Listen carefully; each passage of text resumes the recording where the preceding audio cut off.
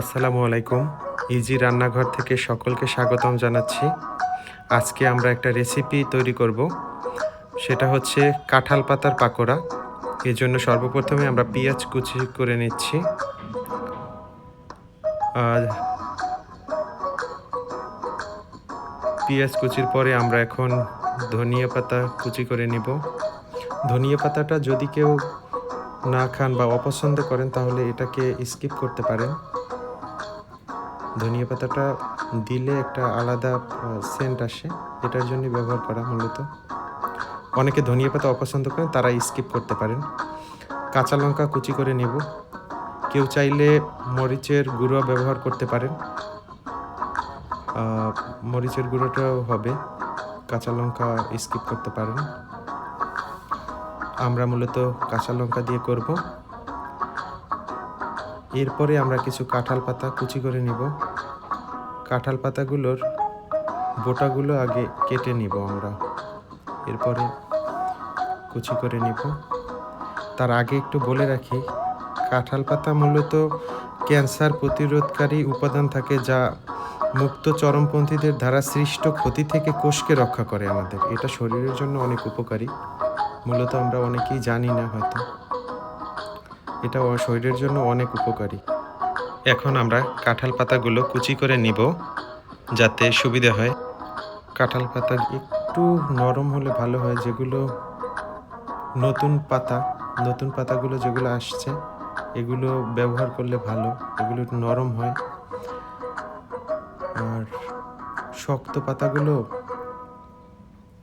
আসলে পাকোড়ার সময় এতটা সিদ্ধ হয় না, তো এদিকে খেয়াল রাখতে হবে পাতাগুলো যেন একদম কচি হয়। আমরা প্যানটা বসিয়ে দিলাম চুলায়।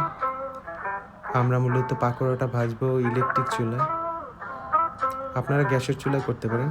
দিয়ে দিচ্ছি পরিমাণ মতো চালের গুঁড়ো।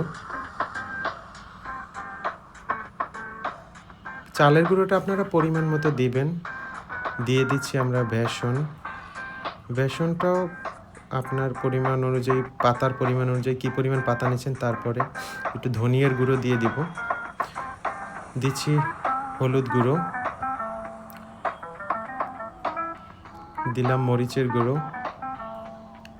এখন আমরা দেব কাঁচা লঙ্কা কুচি, পেঁয়াজ কুচি দিয়ে দিচ্ছি ধনিয়া কুচি। এখন এগুলোকে আমরা মেখে নিব খুব ভালোভাবে। লবণটা স্বাদ মতো দিতে হবে। লবণটা স্বাদ মতো দিয়ে খুব ভালোভাবে মেখে নিতে হবে। আর এদিকে আমরা চুলায় প্যান বসিয়ে দিলাম। প্যানটা একটু গরম হলে আমরা তেল দিয়ে দেব। সাথে সাথে মিক্সচার করে নিচ্ছি। মূলত এটা আমার প্রথম রেসিপি, কাঁঠাল পাতার রেসিপি। এর আগে মূলত আমরা কাঁঠাল খেয়েছি এবং কাঁচা কাঁঠাল খেয়েছি, এঁচড় বলে যেটাকে, এটা খাওয়া হয়েছে। কিন্তু কাঁঠাল পাতার বড়াটা এই প্রথম খাবো। শুনেছি এটা অনেক মজাদার হয়, তো আজকে এটা ট্রাই করছি। দিয়ে দিচ্ছি আমরা সাদা তেল। চাইলে সরিষার তেল ব্যবহার করতে পারেন ইচ্ছে অনুযায়ী। তেলটা গরম হলে আমরা বড়াগুলো ছেড়ে দিচ্ছি। সময় সংক্ষেপ করার জন্য ভিডিওটা একটু টেনে দিয়েছি যাতে সুবিধা হয় সময় সংক্ষেপ করার জন্য। তেলটা গরম হয়ে গেছে, আমরা বড়াগুলো এখন ছেড়ে দেব এবং এটা মিডিয়াম আঁচে ভাজবেন। খুব বেশি আঁচে দিলে হয়তো বা পুড়ে যেতে পারে। মিডিয়াম আঁচে ভেজে নিতে হবে, উল্টে দিতে হবে। উল্টে দিচ্ছি। আমাদের পরিবারে এমন কিছু সদস্য আছে যারা মূলত শাকসবজি খেতেই চায় না। আপনারা চাইলে এই টেকনিক ইউজ করতে পারেন। এটা ইউজ করলে হয়তোবা তারা বুঝতেও পারবে না। যতটা দেখেছিলাম, ভয়েসটা যেহেতু আমি পরে দিয়েছি, অনেক টেস্ট ছিল বড়াগুলো। আসলে এরকম আসলে ভাবতে পারিনি যে এতটা টেস্ট হবে। অনেক টেস্ট ছিল। আপনারা এই টেকনিক ব্যবহার করতে পারেন। যদিও কাঁঠাল এবং কাঁঠাল পাতা উভয় বিভিন্ন সম্ভাব্য চিকিৎসা সুবিধা প্রদান করে, তবুও এটি সমান খাদ্যের অংশ হিসাবে এগুলো খাওয়া অপরিহার্য আমাদের প্রত্যেকের জন্য। আর এগুলো আসলে জানা উচিত। সবথেকে বড় কথা হচ্ছে, যদি কোনো পুষ্টিবিদের সাথে কথা বলা যায়, এটাই হচ্ছে বুদ্ধিমানের কাজ হবে। আমাদের কাঁঠাল পাতার বড়াগুলো হয়ে আসছে প্রায়। আমরা একটু উল্টিয়ে দিলাম, আবার একটু খেয়াল রাখতে হবে যেন পুড়ে না যায়।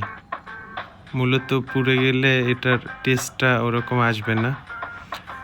আর বড়াগুলো দেখতে অসাধারণ লাগতেছে, কেউ বুঝতেই পারবে না যে এটা কাঁঠাল পাতার বড়া, যে কেউ দেখলেই ভাববে।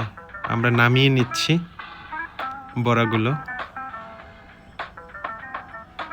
অসাধারণ দেখতে হয়েছে এবং খেতেও মাশাআল্লাহ অনেক টেস্ট ছিল।